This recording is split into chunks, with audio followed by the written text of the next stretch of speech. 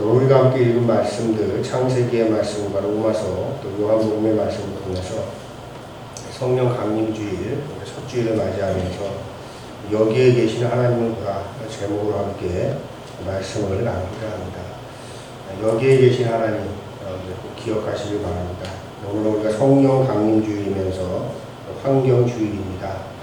성령 강림주일하고 환경주일하고 무슨 상관이 있느냐 이렇게 생각하실지 모르겠는데 사실 이 두 주제는 굉장히 깊게 연결되어 있습니다. 왜냐하면 성령이라고 하는 것이 단지 방언이나 뜨거운 시험이 아니고 우리 곁에 계시고 우리 세상을 살게 하시고 만물을 돌보시는 하나님의 숨결이기 때문에 환경주일과 성령 강림주일은 굉장히 깊은 관련이 있다고 말씀을 하는 겁니다. 성령은 우리들이 하나님의 숨결이다. 제가 이렇게 표현한 것은 하나님의 그 숨결, 성령이 모든 피조물 속에 내재하시고 또 모든 피조물을 살아가게 하시는 그 생명의 주시라고 하는 것을 우리가 고백하는 내용이 되겠습니다.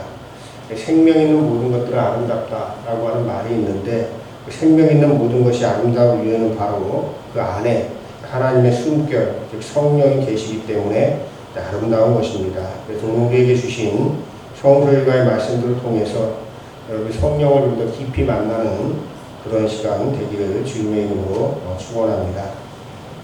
먼저 우리 생각해 보겠습니다. 바벨탑 이야기 많이 알고 계시죠? 창세기 본문으로 주어진 말씀이 바로 바벨의 사람들에 관한 그러한 이야기였습니다. 바벨의 사람들은 우리가 한마디로 정의하면 하늘에 닿고 싶었던 사람들이다. 이렇게 그 이야기를 할 수가 있겠죠. 그래서 우리가 오늘 읽은 창세기 11장의 말씀 어떻게 보면 굉장히 인간의 위대한 시도처럼 보입니다. 그들은 이렇게 이야기를 하죠. 벽돌을 부어서 성과 탑을 쌓아 하늘에 닿게 하고 우리의 이름을 내자. 이렇게 이야기를 합니다. 그래서 그들은 단결을 했어요. 그리고 그만한 기술도 있었고 열정도 있었습니다. 그러나 하나님께서는 그들의 탑을 무너뜨리시고 그들을 흩어버리신 것이죠. 왜 그랬을까요? 왜 하나님께서는 그들의 시도를 박아버리신 걸까? 좀 생각해 볼 필요가 있겠습니다. 자, 그들의 시도는 하나님을 향한 경배가 아니라 자기 자신들이 하나님의 자리에 올라가려고 하는 시도였기 때문에 하나님께서는 그걸 그냥 가만히 두지 않으셨다고 하는 것이죠.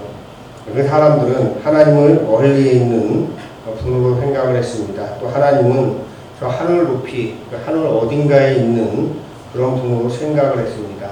그러나 하나님께서는 멀리 계시지도 않고 보이지 않는 하늘 높은 곳에 계시는 분도 아니라고 하는 것이죠. 그런데도 불구하고 인간들은 거기에 닿으려고 했던 겁니다. 그래서 그 바벨탑을 쌓던 인간들에게 하나님은 어떤 분이었냐면 굉장히 먼 곳에 계시는 분이었고 그리고 또 두려운 분이었고 그렇기 때문에 자기들이 마음대로 좀 통제할 수 있는 그런 그 분이면 좋겠다고 하는 생각을 했던 것이죠. 그래서 자기들이 하나님보다 더 높이 올라가서 하나님을 통제하고 싶었던 거예요. 그 사람들은 그래서 벽돌을 쌓았던 것이고 하늘을 찌르듯이 높은 그런 탑을 쌓았던 것입니다. 그런데 여러분들 어떻습니까? 오늘날 우리의 세상도 그와 그렇게 다르지 않다고 저는 생각을 합니다. 오늘날의 우리들이 과학과 또 자본과 권력으로 바벨탑을 쌓아가고 있다고 하는 것입니다. 그래서 사람들은 더 많이 벌고 또 더 높이 올라가고 더 빠르게 우리가 자연을 정복하고 생태계를 우리들이 지배를 하게 되면 그러면 우리들이 하나님과 동등한 위치에 서게 될 것이다. 그리고 우리들이 이렇게 더 많이 갖고 더 높이 더 빠르게 이렇게 우리가 많은 것들을 소유하는 것은 바로 하나님께서 우리에게 주신 복이라고 그렇게 이야기하는 것이죠. 그래서 저는 단언합니다.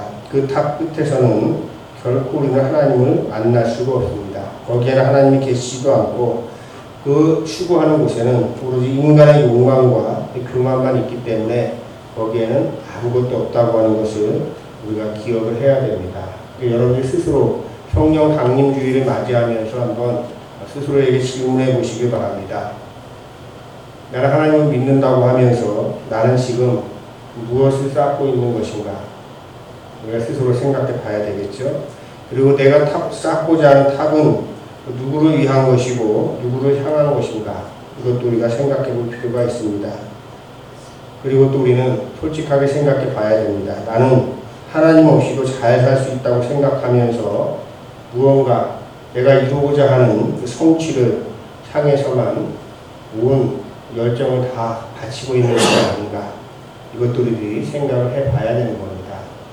하나님을 내가 뭔가를 이루기 위한, 바벨탑을 쌓기 위한 수단 정도로 생각하고 있는 것은 아니었는가, 이것도 우리들이 생각해 볼 필요가 있다고 하는 것입니다. 그래서 우리가 바벨의 사람들을 통해서, 바벨탑 이야기를 통해서 허망하게 언어가 분리되기 시작한 시점이 그때다, 그런 이야기나 하는 것이 이 바벨탑에 대한 이야기가 아니고, 이 바벨탑의 이야기는 하늘에 닿고 싶었던 사람들의 욕망을 투영한 그런 이야기였다라고 하는 것을 우리가 기억을 해야 되겠습니다. 그리고 여전히 오늘날에도 우리는 바벨탑을 쌓고 있고, 심지어는 신앙의 이름으로도 바벨탑을 쌓고 있다. 이걸 우리들이 기억을 해야 되겠습니다. 자, 그러면 우리 복음서에서는 성령에 대해서 뭐라고 이야기하는지 우리가 살펴보도록 하겠습니다. 바벨탑에서는 하나님이 굉장히 멀리 계시고 높은 곳에 계셨습니다. 그런데 요한복음에 보면 전혀 다른 하나님을 예수님께서 우리들에게 소개를 해주고 있습니다. 내가 아버지께 구하겠으니 그가 또 다른 보혜사를 너희에게 주사 영원토록 너희와 함께 계시게 하겠다. 이렇게 그 말씀을 하셨거든요. 이 보혜사가 헬라어로는 파라클레토스입니다. 뜻이 뭐냐면은 곁에 계시는 분이고 돕는 분이라는 뜻이 있어요. 그래서 함께 울고 함께 우리와 중보하시는 분이 바로 성령님이시다, 이런 이야기거든요. 그러니까 바벨탑의 하나님은 굉장히 멀리 있었잖아요. 그러니까 높이 있었습니다. 그래가지고 인간이 통제할 수 없는 곳에 있다고 생각을 했는데, 예수님께서는 그렇게 이야기하지 않으시는 거예요. 성령이 어디 계시냐, 하나님이 어디 계시냐면 바로 우리 곁에 계시고 우리를 돕고 있고 우리와 함께 울고 웃고 우리와 함께 중보하시는 분이시다. 바로 우리 곁에 계시는 분이 성령 하나님이시다. 이렇게 이야기하는 거거든요. 요한복음 14장 17절에서도 그는 너희와 함께 거하시며 너희 속에 계실 것이다, 이렇게 말씀을 하고 있어요. 이것이 바로 성령의 신비입니다. 이미 우리 안에 성령께서 내재하고 계시다고 하는 것이죠. 근데 여러분들 교회 가면 근데 뭐라고 자꾸 질문해요? 성령 받았습니까? 이게 얼마나 이게 우매한 질문입니까? 이미 하나님께서는 우리 안에 내재하고 계신데 뭔 또 성령을 또 받아요? 그러니까 그런 걸 강조하는 사람들이 이상한 그 성령을 받는 거죠. 성령이 아니고 이상한 그 악령을 받는다고 할까요? 네, 그러다 보니까 성령에 대한 이야기를 하면 계속 뜨거운 것만 고집을 하는 거예요. 그리고 방언만 고집을 해요. 그래가지고 막 방언을 받지 못했으면 성령 받지 못했다라고 이야기하는 거죠.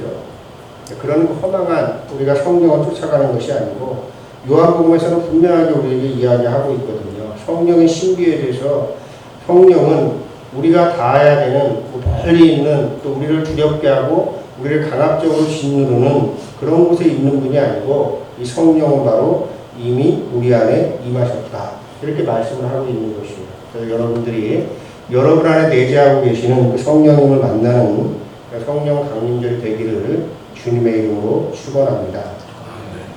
서신서의 말씀 우리가 함께 볼까요? 서신서의 말씀을 보면 종의 영이 아니라 그 자녀의 영으로 하나님께서 우리를 삼아주셨다, 이렇게 말씀을 하고 있습니다. 좀 어렵게 이야기를 하면 하나님께서는 우리와 관계를 맺고 계시는 분이셔요. 관계를 갖고 계시는데, 사도 바울이 이런 이야기를 하죠. 8장에서 이렇게 이야기를 했습니다. 하나님의 영으로 인도함을 받은 사람은 곧 하나님의 자녀다. 그러니까 하나님과 우리의 관계는 뭐냐면은 부자관계와 같은 거예요. 그러니까 부모와 자식과의 관계처럼 하나님께서는 우리를 불러주셨다라고 이야기하는 것입니다. 그래서 8장 15절에서 뭐라고 말씀하십니까? 너희는 다시 무서워하는 종의 영을 받지 아니하고 양자의 영을 받았으므로 우리가 아빠, 아버지라 부릅니다. 이렇게 이야기하고 있는 거예요. 그러니까 종의 영이 아니고 두려움의 영이 아니라고 하는 것이에요. 그러니까 바벨탑을 쌓던 사람들에게는 하나님이 두려움이었거든요. 그러니까 종의 영에 사로잡힌 사람들이었던 거예요. 그런데 사도 바울은 그렇게 이야기를 하지 않고, 우리가 양자의 영을 받았기 때문에 아빠, 아버지라고 부를 수 있다라고 하는 것입니다. 그러니까 바벨탑을 쌓던 사람들은 늘 그냥 두려움에 시달려가지고 하나님을 갖다가 쳐다보려고 하는데 너무 높은 곳에 계시니까 보이지도 않아요. 네, 그러니까 늘 어떤가 마음에 공허했던 것이죠. 자, 그런데 성령을 받은 사람들은 지금 우리를 아빠라고 부른다라고 이야기하는 것이죠. 하나님을 아빠라고 부르시는 거예요. 그래서 우리 하나님께서는 우리를 정죄하지도 않으셨고 우리를 사랑으로 부르셨던 겁니다. 그래서 두려움이 아니라 친밀함으로, 심판이 아니라 신뢰로, 교만이 아니라 자유로, 이 모든 것들이 성령의 열매하고 관련이 되는 것이거든요. 특별히 바울은 이렇게 이야기합니다. 하나님은 우리가 아빠라고 부를 수 있게 해주셨다. 아빠, 우리 한국어 아빠 생각하시면 안 되고 그냥 그 히브리어인데 아빠, 헬라어인데 아빠, 발음이 같을 뿐입니다. 그런데 뜻은 똑같아요. 또 아버지라고 하는 그런 뜻을 가지고 있습니다. 자, 그런데 이 호칭은 단지 그냥 남성 호칭이라고 우리가 생각하면 안 됩니다. 남성 호칭이 아니고 어른이 아이처럼 마음을 열고 전적으로 의지할 수 있는 신뢰의 관계를 뜻하는 단어가 바로 이 아빠예요. 그러니까 아이들이 그 아버지를 부르면서 또 엄마를 부르면서 전적으로 신뢰하지 않습니까? 우리 어른들도 하나님에 대해서 그 아이들처럼 이렇게 전적으로 신뢰하면서 하나님의 이름을 부를 수 있다라고 하는 것이에요. 그것이 바로 이 아빠라고 하는 호칭인 것입니다. 그래서 이 호칭을 우리들이 남성 권위적인 또는 남성을 가리키는 이러한 말로 우리가 받아들이는 것이 아니고 그냥 이것은 하나의 그 남성 권위적인 것이 아니고 바로 우리의 모든 두려움을 품어주시고 안아주시는 그 생명과 사랑의 하나님을 상징하는 단어가 바로 이 아빠라고 하는 단어라고 하는 것을 여러분들이 기억하시길 바랍니다. 그래서 이 성령은 어떤 분이시냐? 우리를 그냥 관계로 부르시는 분이셔요. 편하게 우리가 아빠라고 부를 수 있는, 그래서 전적으로 신뢰할 수 있는 그러한 존재로 우리에게 다가온다고 하시는 것입니다. 그래서 우리가 생각을 해봐야 되겠습니다. 우리가 성령 그러면 여러분들 그 성령을 어떻게 여러분들 생각하고 계십니까? 그냥 그동안에 우리가 계속 배웠던 대로 나는 성령 같지 못한 것 같아. 나는 방언도 못하고 뭐도 못하고 뜨겁지도 않고 이렇게 생각하는 것이 아니고 이미 성령은 요한복음에 있는 말씀대로 우리 안에 내재해 있고 그리고 그분께서 우리를 아빠라고 부를 수 있도록 해주셨다. 우리가 이렇게 기억을 해야 됩니다. 그래서 여러분들이 나는 하나님을 어떻게 부르고 있는가, 어떤 분으로 부르고 있는가 우리가 생각해 볼 필요가 있겠습니다. 그럼에도 불구하고 우리가 신앙생활하면서도 여전히 우리 안에 남아있는 그 두려움과 불안함, 공포 이런 것들이 있죠.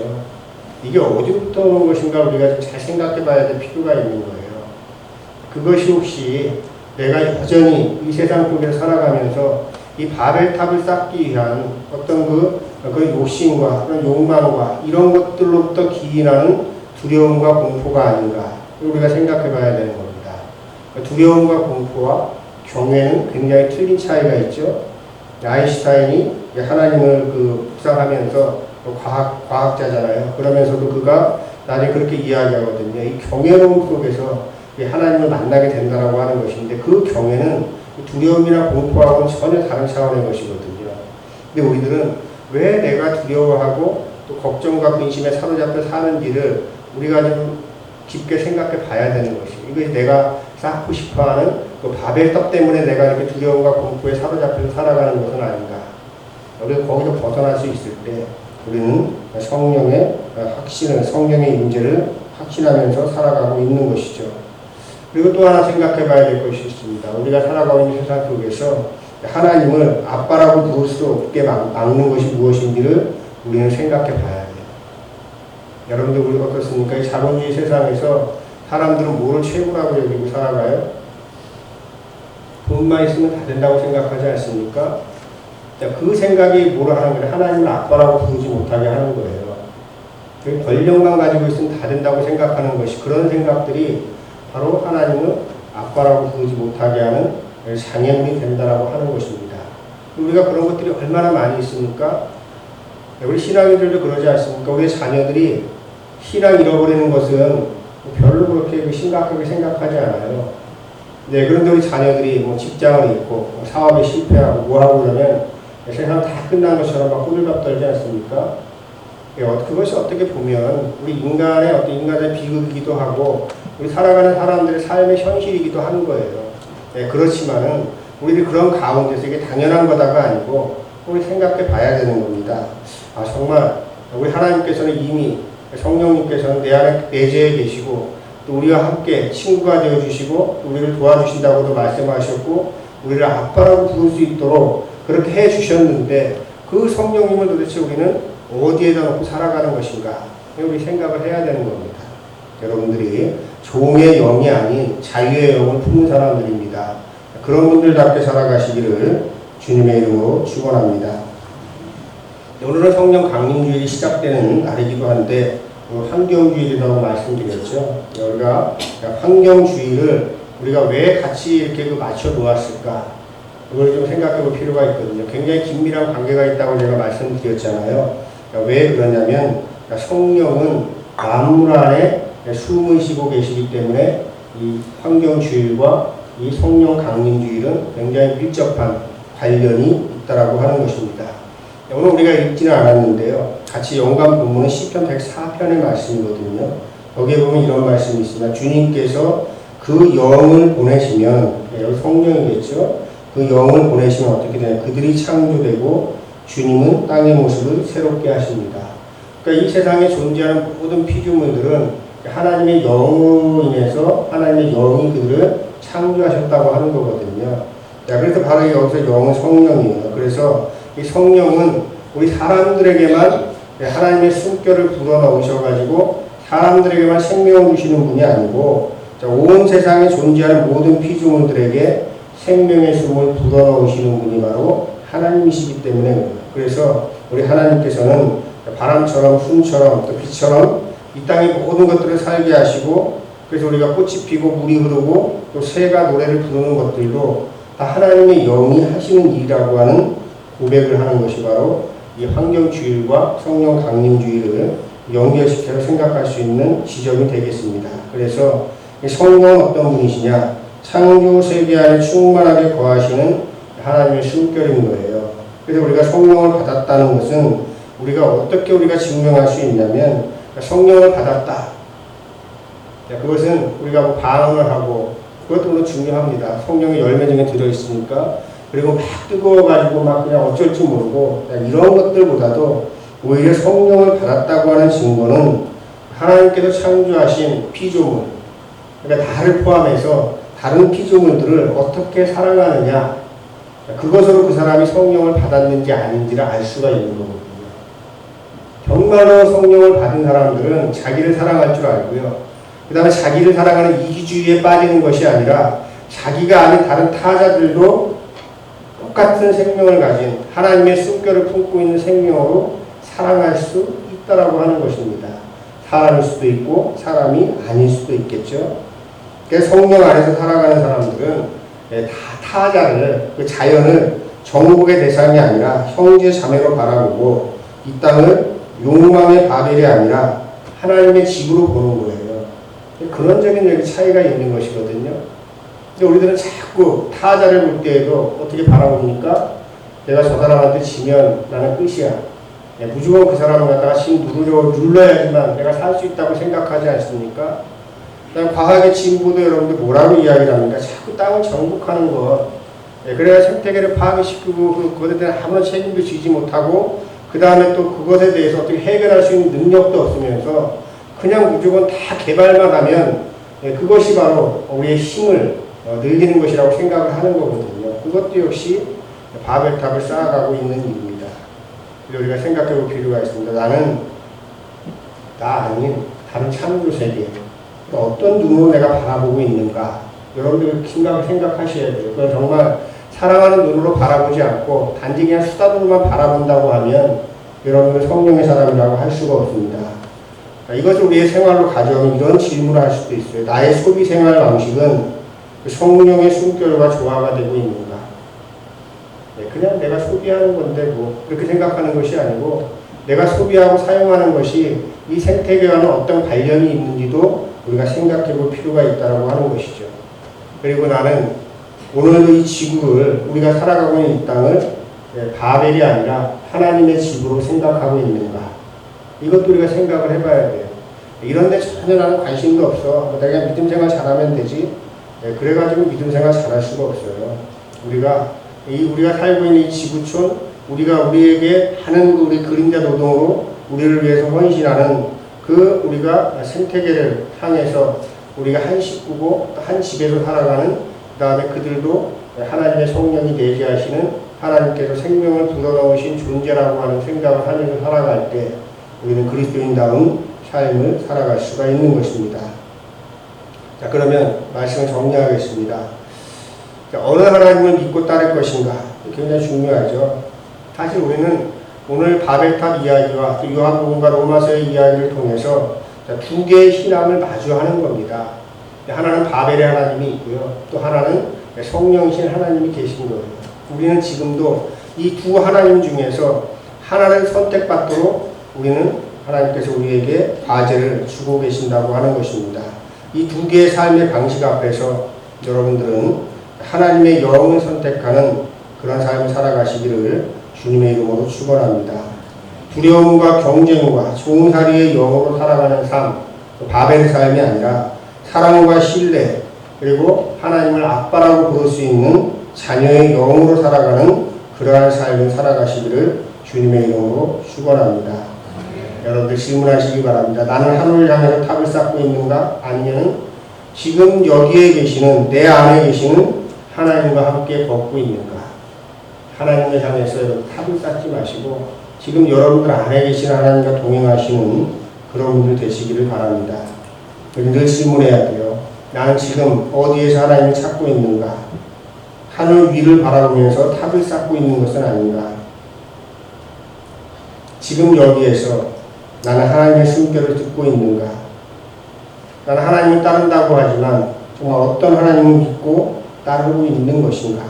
여러분 꼭 기억하시기 바랍니다. 그래서 성령은 하늘 끝에서 부르시는 하나님이 아니고 지금 여기 자연과 사랑과 일상 속에 임하시는 하나님이라고 하는 것을 꼭 기억하시기 바랍니다. 그리고 우리가 그분의 자녀라면 우리가 서로를 정죄하는 대신에 서로를 품고 또 우리가 세상을 소유하는 대신에 세상을 돌보고 또 하늘을 향해서 오르기보다는 지금 여기 흙과 이웃과 이 땅 속에서 우리가 하나님을 만나는 그 신앙 속으로 걸어갈 수 있다고 하는 것입니다. 그런 신앙 가지고 살아가시는 여러분들 되시기를 주님의 이름으로 축복합니다. 우리가 이렇게 말씀을 기억하면서 거듭 기도드리겠습니다. 주님, 우리는 자주 하늘을 바라보며 무언가를 쌓고 오르려고 애쓰며 살아왔습니다. 그러나 오늘 하늘이 아니라 지금 여기 우리 곁에 우리 안에 거하시는 하나님의 숨결을 다시 바라보라고 하나님은 말씀하십니다. 성령의 하나님, 당신은 바람처럼 오시고 그래서 꽃을 피우고 물을 흐르게 하시며 우리를 하나님의 자녀로 부르시는 분이십니다. 우리 안에 온갖 교만과 두려움을 비우고 자녀의 영으로 다시 살아가게 하옵소서. 성령의 숨결을 따라 지금 여기에서 주님의 발자취를 따르며 살아가게 하옵소서. 예수 그리스도의 이름으로 기도드립니다.